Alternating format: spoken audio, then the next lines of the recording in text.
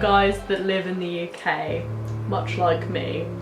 But am I wrong to say that on the 1st of September it suddenly got cold as fuck? Because I'm suddenly in like the biggest autumn mood ever. I'm always like, oh my god, summer is so amazing. I love summer so much. And then as soon as the autumn comes, I'm like, so for you guys who did not tune back into my last video, I am back in my summer house. I'm trying to sort out the background a little bit more and things like that, but at the minute it is working pretty incredibly and it just makes me feel so good. It's so nostalgic to be back in here. Perfectly appropriate considering it is fucking autumn now, 1st of September, woo. And I'm gonna be freaking shoving spooky shit down your throat. Not literally, I'm not mean. I'm gonna be doing so many witchcraft, Samhain, Wicca, and spooky videos for you guys over the next 2 months because I'm in like the biggest autumn mood that I've been in for years and I don't know why. Hey guys, how's it going? My name is Harmony Nice and today I'm going to be continuing my Unsolved Mystery series.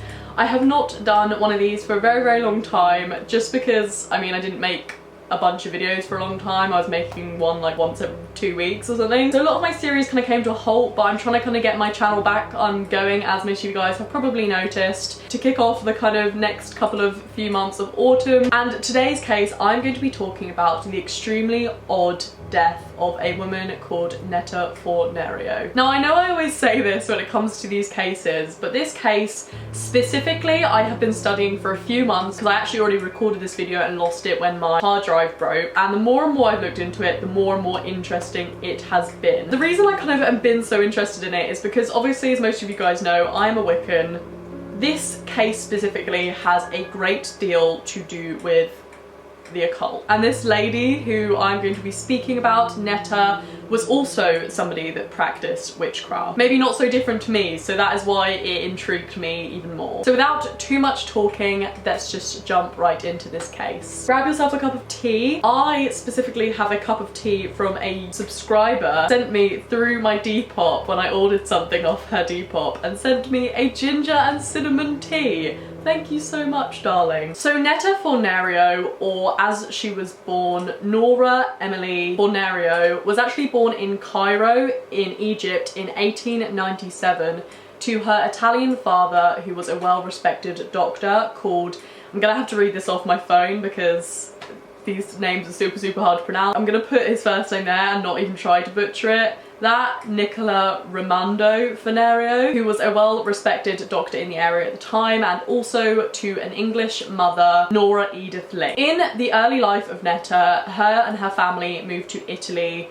when she was very young, and only a year after she was born, her mother died. And instead of her father taking care of her, she was sent to the UK to be put in the place of care through her mother's father, who was a well-to-do tea dealer in London at the time called Thomas Pratt Link, and she lived with him and his family at Layham Court Road in Streatham, as Nora's father had to return to work in Egypt. So she stayed with her grandfather up until his death in 1909, and weirdly in his will he left Netta all of his money with a weird condition to it. Left around £12,000 for Netta, which is quite a lot of money for back in those days, and said that she could have this money provided that she shall stay under the guardianship of his eldest son, George, and shall not sake the English Protestant faith or marry somebody that is against the English Protestant faith either, or marry anybody in her close family like her cousin or anything. It was believed that Netta was placed in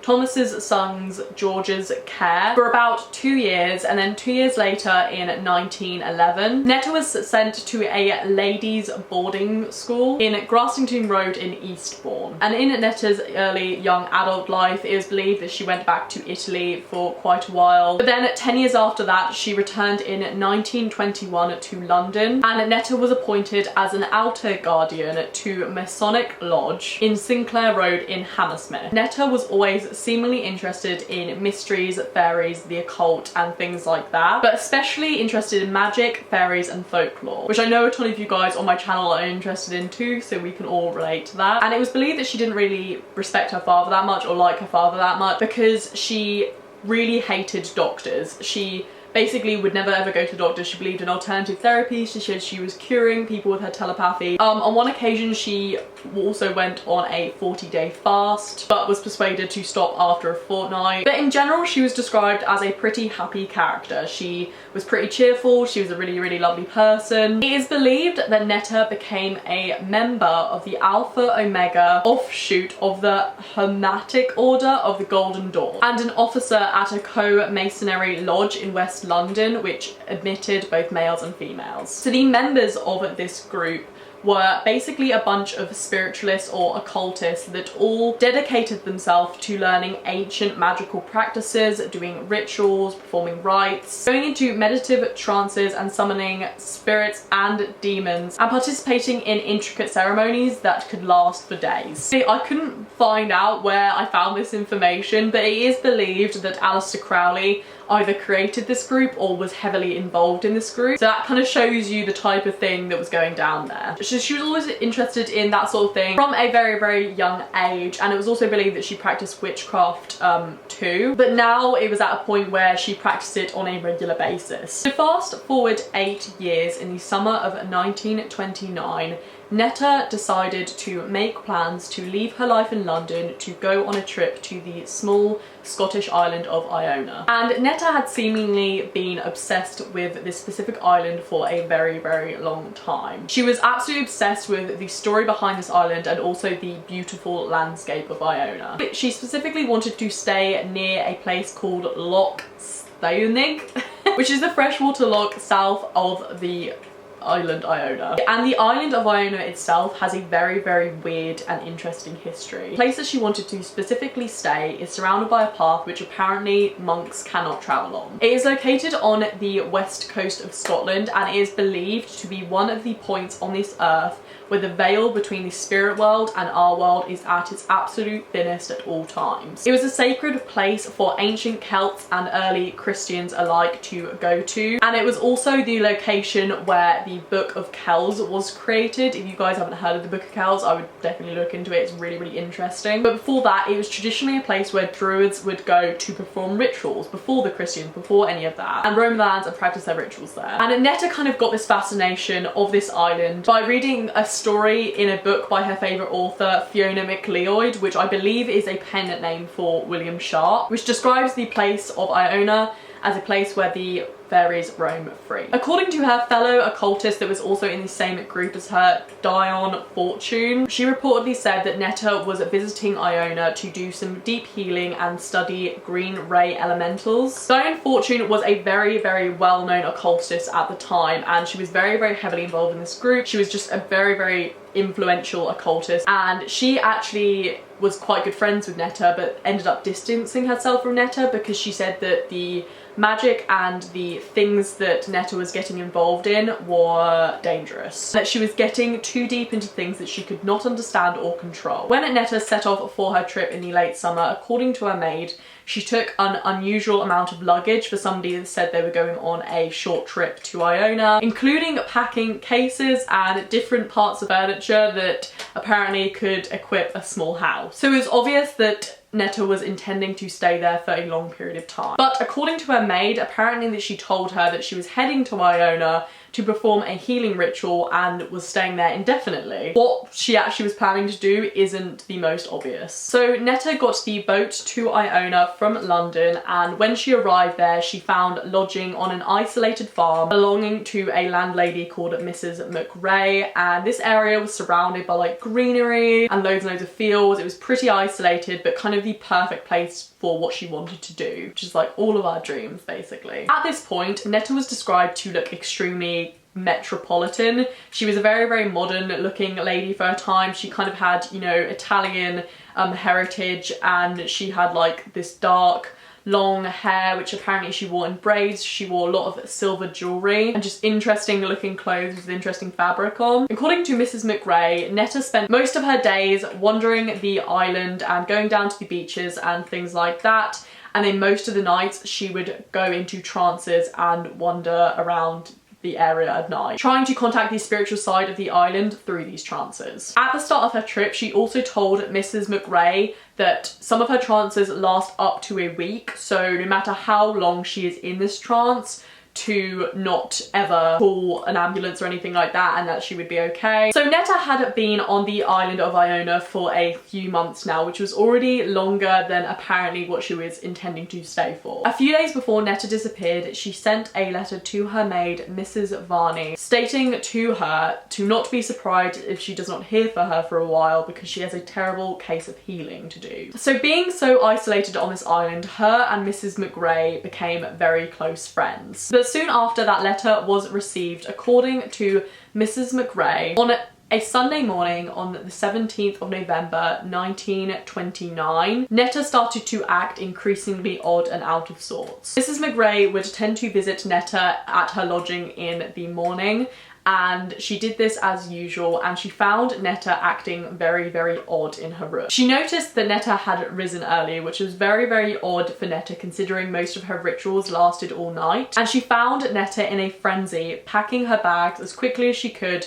telling Mrs. McRae that she needed to go back to London. She needed to go back to London right now. She told Mrs. McRae that certain unnamed people were disturbing her from a distance using telepathic means. She then told Mrs. McRae about her sight of a rudderless boat in the sky with messages from the other side of the veil. It became apparent that she needed to leave Iona immediately. At that time, Mrs. McRae also observed that Netta's silver jewellery, which she wore on a regular basis, had turned black seemingly overnight. She was persistent that she wanted to go, but Mrs. McRae told her that she could not leave yet because the boats did not leave on a Sunday, because it was God's Day on a Sunday, so the boats could not leave, so Netta would have to stay tonight anyway. It took a lot of persuading, but Mrs. McRae told Netta to rest in her lodging and see how she feels in the morning, and in hopes to kind of calm her panic a little bit. Netta agreed and went to bed and slept apparently most of the day.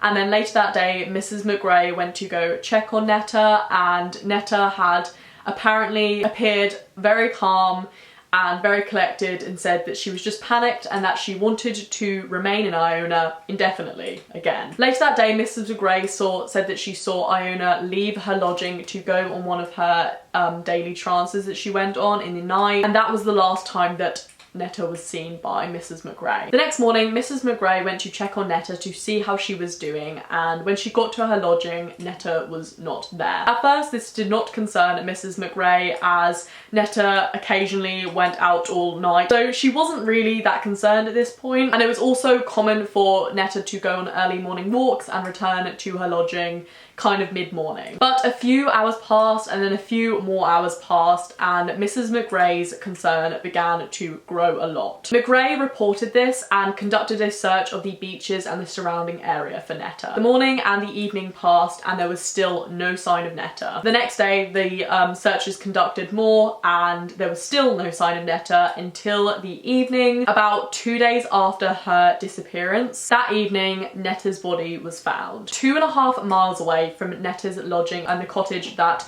Mrs. McRae lived in were the remains of an ancient village that Netta had spoken about going to since she had gotten to Iona, but it was hard to get there as there was not an accessible travel route to get to this village. But Netta had persistently spoken to Mrs. McRae about visiting. It was within half a mile of this ruined village that Netta's body was found. So Netta's body was found on a mound where the locals described as the Fairy Mound, which was the south of Loch Stanug.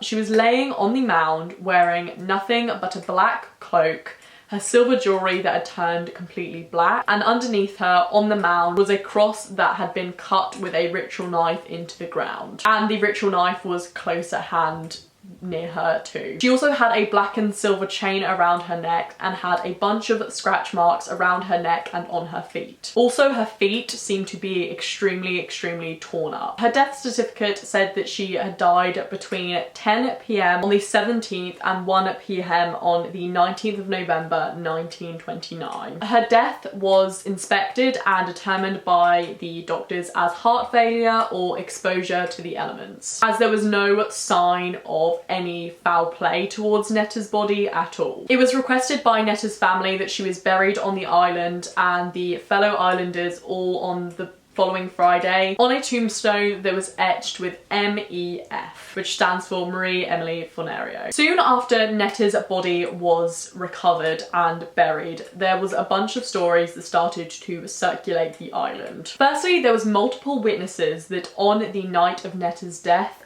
loads of blue lights were coming from the area where Netta's body was found. There was also quite a few reports of people seeing a figure that had not been seen on the island before, wearing a black cloak, wandering the island and not seen after that night. And a lot of people reported this to the police, and on multiple occasions, people said that they saw this black cloaked character wandering that area from loads of different people. Her room was also investigated, and it was seemingly normal other than the fact that her shoes were left there. Everything was like perfectly intact, a bunch of papers that had been sitting on Netta's desk that had been taken and never found. So nothing had really ever come of these stories up until actually 2001 by a Scotsman called Ron Halliday, who was a self-proclaimed psychic and paranormal investigator, dream job, was reinvestigating the circumstances of her death, but what came of this investigation had never been disclosed to the public before. Unfortunately, despite everybody believing that Netta's death was not a mistake, the case was closed as they could not find any significant evidence, and back then they did not have the technology to really research the death of like murdered people and things like that. Most of them were just put down to accidents and things because they just didn't have the facilities to research people's deaths. Everybody, and me myself included, thinks there is definitely more to this case than what meets the eye, and for it to just be that simple. This is one of the cases that has got so many theories to it, so let's get to the theories section. There is not a ton of evidence to back up these theories, but a lot of theories to this case have been circulating throughout the internet and spoken about quite a lot, so I'm just going to be talking about the main theories that people have spoken about behind this case. The first theory is that Netta was killed by a stalker, or the people that Netta had spoken about to Mrs. McRae, or maybe had somebody that was out to kill her. Now this is a bit of a weird theory, but as you guys know, Netta spoke to Mrs. McRae and told her of her concern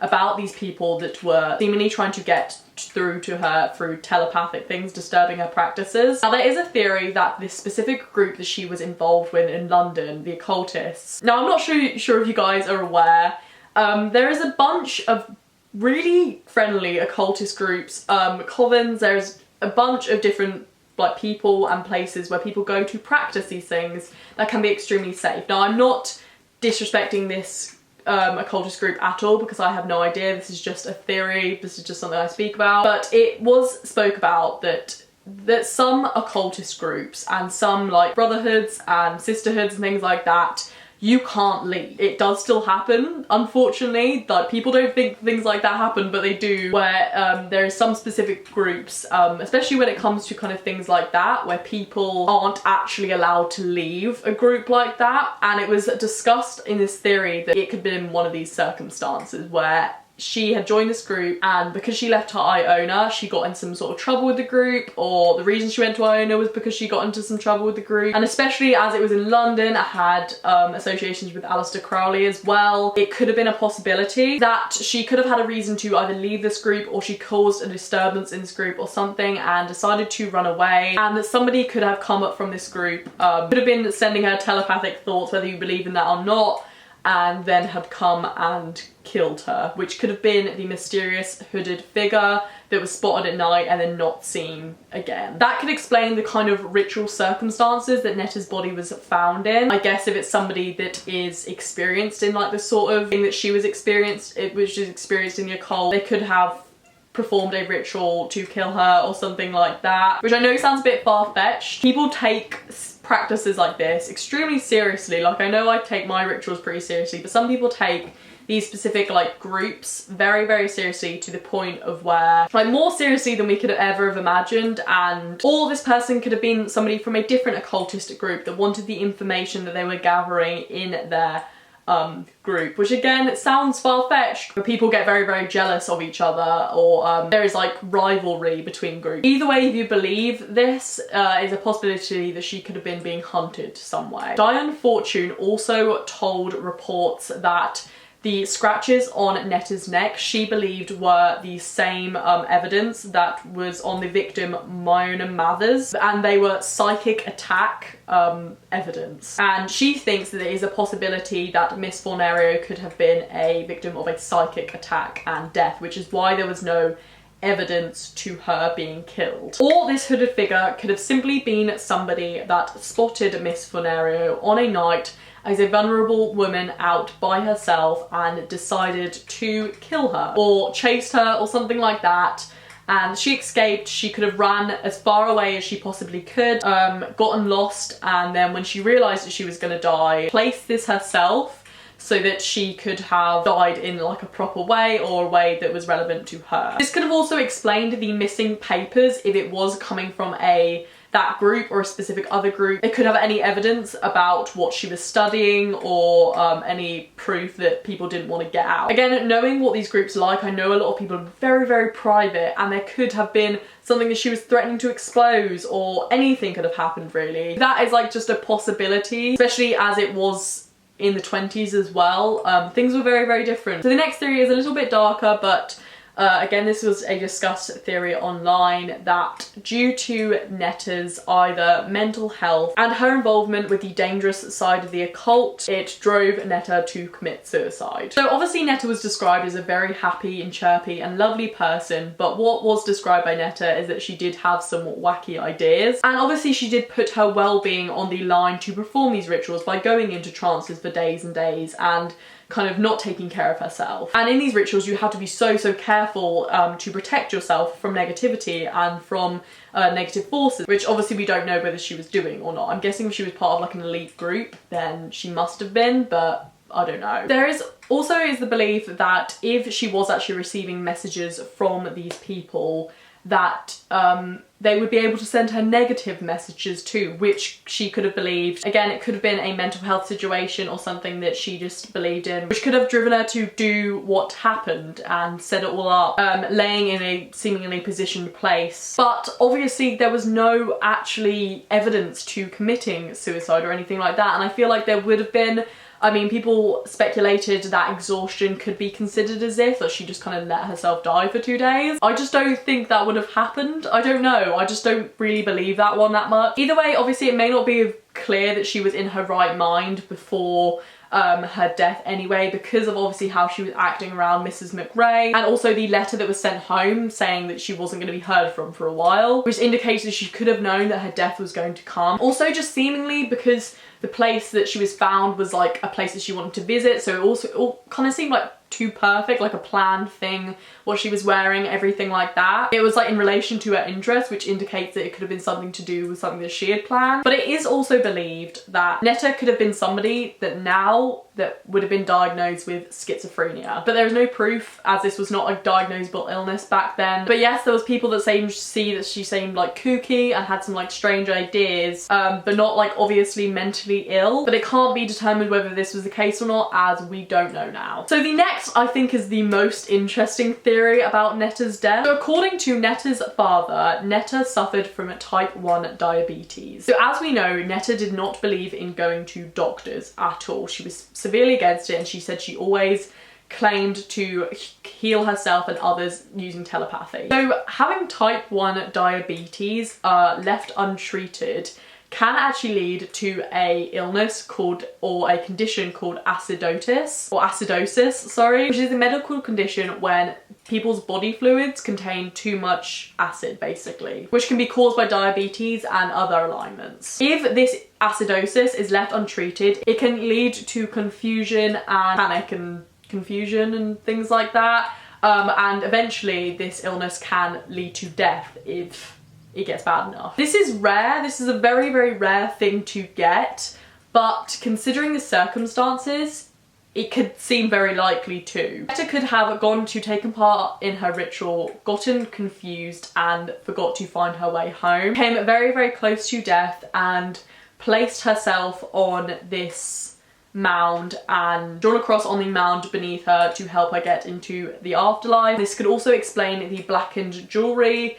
because basically over acidic skin can blacken jewellery quite quickly. Also, Mrs. McRae said that she had actually seen Netta's jewellery be black before and then cleaned again, but this obviously seemed like it had been a lot quicker. But the only thing that it doesn't explain this theory is the blue flashing lights, the hooded man. As somebody that practices witchcraft, ritual knives are something that we use for metaphorical cutting quite a lot of the time. I mean, it is confusing why you'd bring a ritual knife with you and nothing else out into the middle of nowhere, but then again, it could have been used for things like that for people that don't understand like witchcraft and stuff too. It could have been used for something like that. But obviously it doesn't explain the papers going from missing from her room either. But it certainly could have been a result to her death and the exposure to the elements and the heart failure too.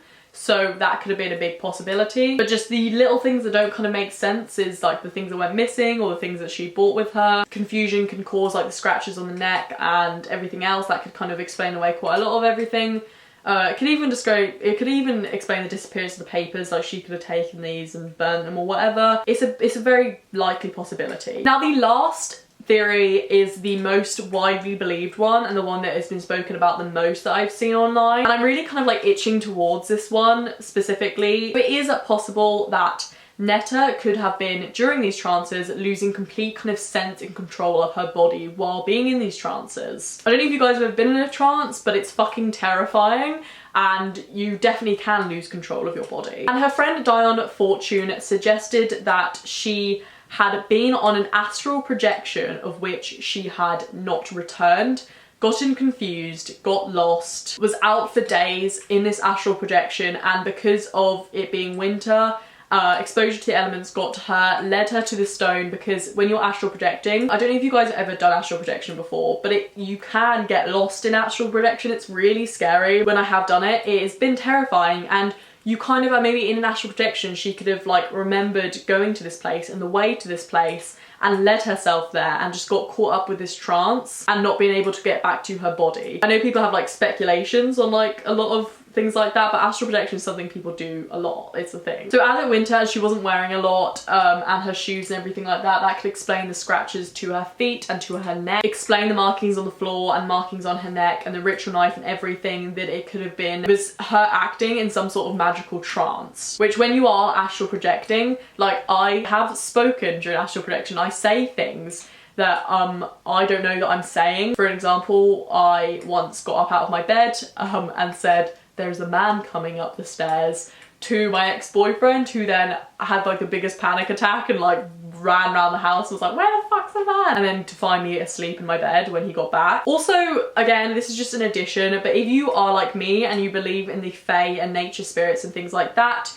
you know that the fae can be very, very mischievous. So somebody that is literally going out to go and do a trance, do a magical ritual or something like that, and maybe not protect themselves in the ways that they should do, can be followed by the fae, who are extremely mischievous and maybe led to do something like this. Her interest with this, and also the fact that she was found on a fairy mound, could explain these things. Obviously, me being somebody that practices witchcraft and that is heavily involved in this, I do think it is odd with all these coincidences relating to the island and the fairy mound, everything like that, and her interest and the influence of these things, that I personally believe it could have been something to do with a ritual or something a little bit darker that could have resulted in Netta's death. But as this is such an old case, it's really confusing whether to know what's real or fake, because basically they could have missed something really obvious that could have killed Netta that we don't know about now. Please let me know what you think down below. Tell me your theories about this story, because I can't work out for the life of me what I believe, and I feel like you guys will just have like interesting theories and stuff on this case.